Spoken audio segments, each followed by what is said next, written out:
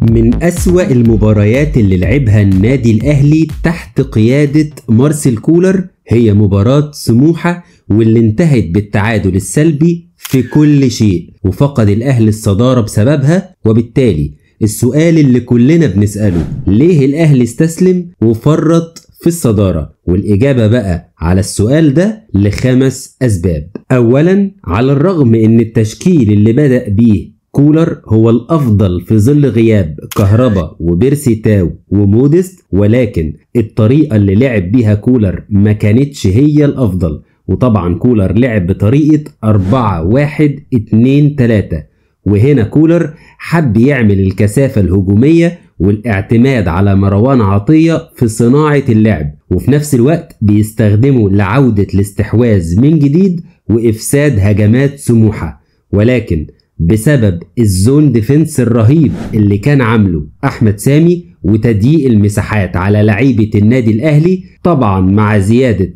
إمام وقفشة وعدم استخدام أي واحد منهم في صناعة اللعب، كل ده عمل زحمة أكتر في نص الملعب، خصوصا في ظل عدم وجود تحرك بدون كورة للعيبة النادي الأهلي والاستسلام في حضن المدافعين. ثانيا، عدم التركيز والتوهان من لعيبة النادي الأهلي، واللي أدى لفقدان الكورة بشكل مستمر بسبب الميس باص الرهيب اللي كان في الماتش ده غير طبعا التوتر والصربعة اللي عمل مشاكل كتير جدا في اللمسة الأخيرة. وعندك أمثلة كتيرة، خد عندك هنا. لو بصينا على الكرة دي هنلاقي قفشة الكرة بتجيله هو والجول، فبدل ما يحطها فيرست تايم أو حتى تشيب من فوق الحارس بيرقص وبتروح. نيجي للكرة التانية، قفشة برضو بتجيله الكرة من المدافع بالغلط وجاتله في مكان مميز، فبدل ما يحطها برضو تشيب في المرمى أو يعملها عرضية لصلاح محسن اللي كان متأخر شوية،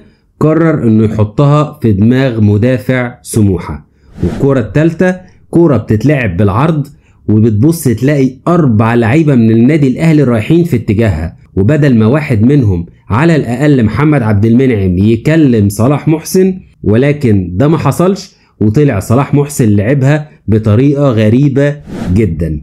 والكرة الرابعة كورنر اللي اتلعب لحسين الشحات في ال6 ياردة، وبدل ما يحطها المعلول اللي واقف على حدود ال18 وبيصوت وبيصرخ ده، قرر انه يشوطها بطريقة برضو غريبة جدا. ثالثا بقى السويتش اللي عمله مارسيل كولر بين حسين الشحات وكريم فؤاد، خلى واحد ناحية اليمين وواحد ناحية الشمال، وخلي بالك ان ده ما فاتش الفرقة خالص، وبالعكس ده قلل الفاعلية الهجومية للفرقة. رابعا، توهان كولر نفسه على الخط وعمل التغييرات المتأخرة في الدقيقة 80. خامسا بقى عدم استغلال 15 ضربة ركنية و16 كرة ثابتة من لعيبة النادي الأهلي، وده إن دل على شيء يدل على فقدان التركيز وعدم وجود حلول عند مارسيل كولر لكسر التكتل الدفاعي لنادي سموحة. وقبل ما اختم الفيديو خلينا اقولك ان غياب كهربا كان مؤثر جدا